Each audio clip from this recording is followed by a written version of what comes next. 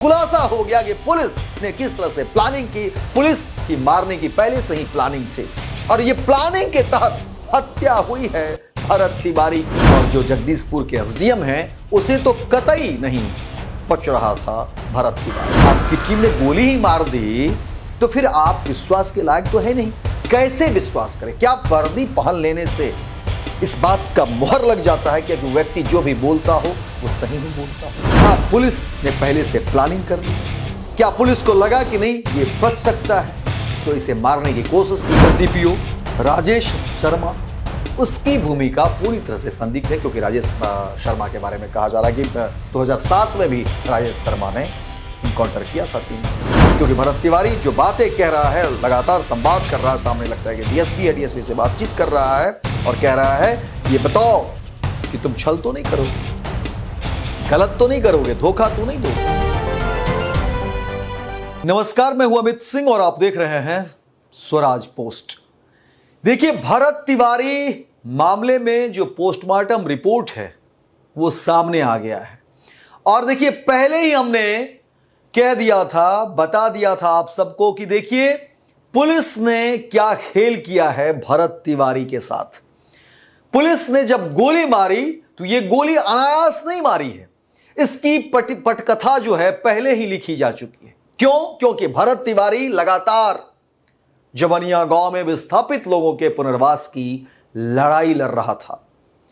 पटना से एसटीएफ का जाना, भरत तिवारी अकेला था और उसे घेर कर मारना, ये तमाम बातें साबित करती है कि भरत तिवारी कितना महत्वपूर्ण हो जाता है स्थानीय जो प्रशासन थे उसके लिए। भरत तिवारी किरकिरी बना हुआ था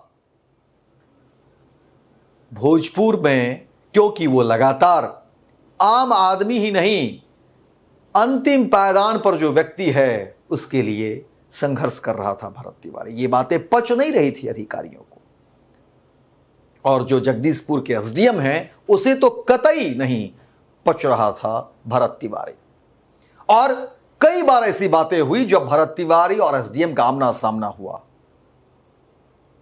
झगड़े भी हुए और भरत तिवारी ने चुनौती भी दी थी। हालांकि भरत तिवारी ने कहा था कि हम तुम्हें गोली मार देंगे, लेकिन वो गुस्से में था, नाराजगी थी क्योंकि 1400 करोड़ का मामला था जिसे कहा जा रहा है कि एसडीएम के ऊपर भरत तिवारी ये आरोप लगा रहे थे कि काम ठीक से नहीं हो रहा है। जवनिया गांव में जब बाढ़ आया तो तमाम लोग आए, सब कुछ हुआ, लेकिन उसके बाद से ही भरत तिवारी जवनिया गांव के विस्थापित लोगों के लिए लड़ाई लड़ रहा था। लेकिन अब देखिए पोस्टमार्टम रिपोर्ट आने के बाद दूध का दूध पानी का पानी हो गया और जो पुलिस जो राग अलाप रही थी, जो कहानी गढ़ रही थी पुलिस, उस कहानी पर से ही पर्दा उठ गया और पुलिस का चेहरा सामने आ गया। मुझे लगता है कि जांच तो होती रहेगी लेकिन पोस्टमार्टम रिपोर्ट आने के बाद वो तमाम चीजों पर खुलासा हो गया कि पुलिस ने किस तरह से प्लानिंग की, पुलिस की मारने की पहले से ही प्लानिंग थी और ये प्लानिंग के तहत हत्या हुई है भरत तिवारी की। जो रिपोर्ट सामने आ रहे हैं उससे तो कम से कम यही बात सामने आ रहा है। जो स्थानीय लोग हैं वो यही बता रहे हैं कि देखिए पुलिस ने पहले से ही प्लानिंग कर ली थी क्योंकि इससे पहले भी तो पुलिस आ रही थी। भरत तिवारी लगातार 3-4 दिन से जो है उसके पास थे पिस्टल, लेकिन उस दिन को जिस तरह से चुना गया और भरत तिवारी अकेला था। भरत तिवारी ने पिस्टल फेंक दिए थे। भरत तिवारी ने यह कहते हुए पिस्टल फेंका था कि जो हमारी बात आप सरकार से करा ही रहे हैं तो फिर हमें इस पिस्टल की जरूरत ही क्यों पड़ेगी? जब हमारी मांग ही पूरी हो जाएगी, जवनिया गांव के लोगों का काम हो ही रहा है, हो ही जाएगा, तो फिर हमें इसकी जरूरत ही क्या है? और यह कहते हुए और फिर उसने कहा भी भरत तिवारी को पुलिस पर शंका भी था क्योंकि भरत तिवारी जो बातें कह रहा है, लगातार संवाद कर रहा है, सामने लगता है कि डीएसपी है, डीएसपी से बातचीत कर रहा है और कह रहा है कि ये बताओ कि तुम छल तो नहीं करोगे, गलत तो नहीं करोगे, धोखा तो नहीं दोगे। और फिर भरत तिवारी ने कहा कि अगर धोखा दोगे तो फिर हमारे बाद फिर समाज है, लोग हैं जो सवाल खड़ा करेंगे। और भरत तिवारी को लेकर के देखिए पुलिस के जो दावे थे उन तमाम दावों पर से जो है खेल हट गया है, पर्दा हट गया क्योंकि देखिए पोस्टमार्टम रिपोर्ट जब हमारे पास है, देखिए इसमें क्लियर है कि 5 गोली भरत तिवारी को मारी गई। पहली गोली बाईं जांग ऊपरी सामने वाले हिस्से में लगी है। दूसरी गोली बाईं जांग के बीच वाले हिस्से के अंदरूनी भाग में लगी है। तीसरी गोली दाईं जांग के बीच वाले हिस्से के अंदरूनी भाग में लगी है। चौथी गोली दाईं जांग के अंदरूनी हिस्से से प्रवेश कर बाहरी हिस्से से निकल गई और पांचवी गोली जननांग ग्रोइन के पास लगी, जिससे गंभीर आंतरिक रक्तस्राव हुआ और यही चोट मृत्यु का प्रमुख कारण बताया जा रहा है। और पुलिस तो पहले कह रही थी कि 3 ही गोली मारी है, तो फिर 2 गोली कैसे? और स्थानीय लोग भी कह रहे हैं कि जब भरत तिवारी ने हथियार फेंक दिया उसके बाद पुलिस ने पकड़कर 3 गोली मारी और फिर एम्बुलेंस में ले जाते वक्त फिर 2 गोली मारी। अब अंदाजा लगाइए कि पुलिस की सोच क्या रही होगी उस वक्त। क्या पुलिस ने पहले से प्लानिंग कर ली? क्या पुलिस को लगा कि नहीं ये बच सकता है, तो इसे मारने की कोशिश की गई और हर गोली का जो निशाना है वो देखिए किस तरीके से है, ताकि कोशिश ये की जाए कि पुलिस ने किस तरह से जो है बचाने की कोशिश की। लेकिन पुलिस अपने आप को सेफ करते करते पुलिस फंस गई।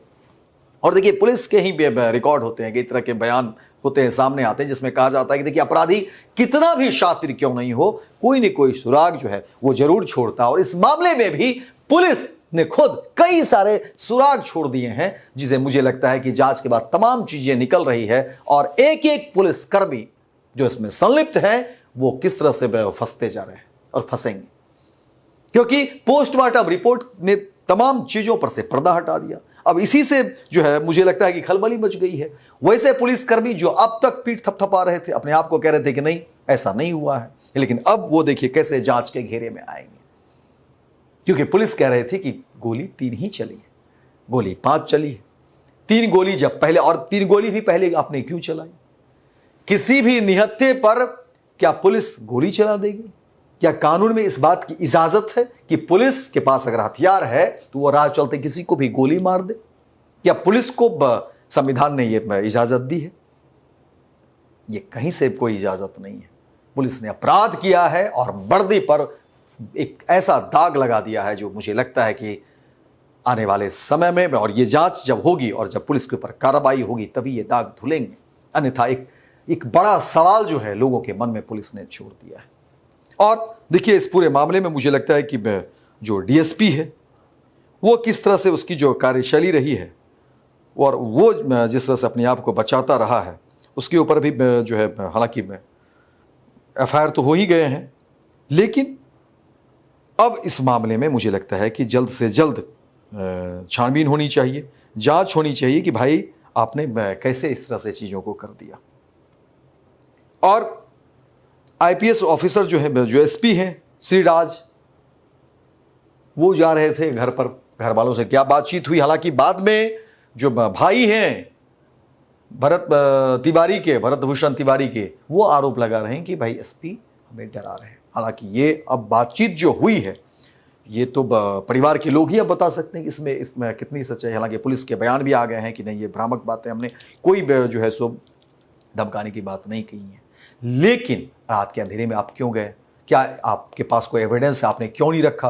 क्योंकि जब आरोप ही आपके ऊपर लग रहे हैं पहले से ही एसपी साहब, तो फिर कोई कैसे विश्वास करे? आपने जब आपकी टीम ने गोली ही मार दी तो फिर आप विश्वास के लायक तो है नहीं, कैसे विश्वास करे? क्या वर्दी पहन लेने से इस बात का मुहर लग जाता है कि व्यक्ति जो भी बोलता हो वो सही ही बोलता हो?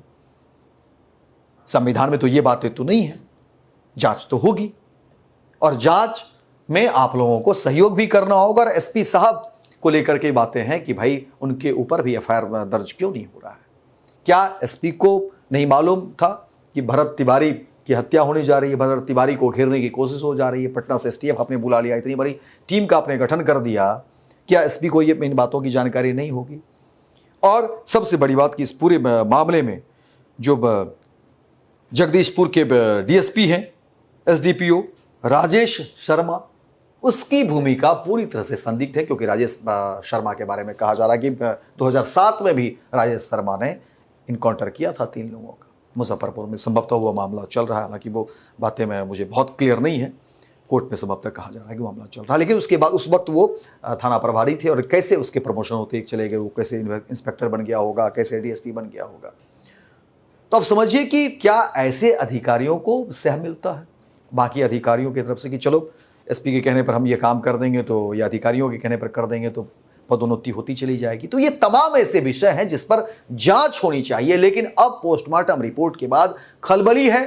पुलिस को समझ में नहीं आ रहा कि अब करें तो करें क्या, चीजें खुलती जा रही है। जांच तो कर ही रहे हैं, हाई कोर्ट के रिटायर्ड जज हैं, वो जांच कर ही रहे हैं। दूध का दूध पानी तो अब पानी तो होगा ही। लेकिन अब क्योंकि जब पोस्टमार्टम रिपोर्ट सामने आ गई है तो इसमें बातें दिख रही हैं कि पुलिस की मंशा जरूर थी कि भरत तिवारी की हत्या कर दी जाए। इससे कोई मुझे लगता है कि इनकार नहीं कर सकता है। हालांकि इसमें भी जांच हो जाए, जांच होगी तो बहुत सारी चीजें क्लियर होगी और जांच हो ही रही है। लेकिन पोस्टमार्टम रिपोर्ट पर जब पुलिस जो दलील दे रही थी अब तक, वो अब पुलिस कहीं ना कहीं इस पूरे मामले पर बैकफुट पर है।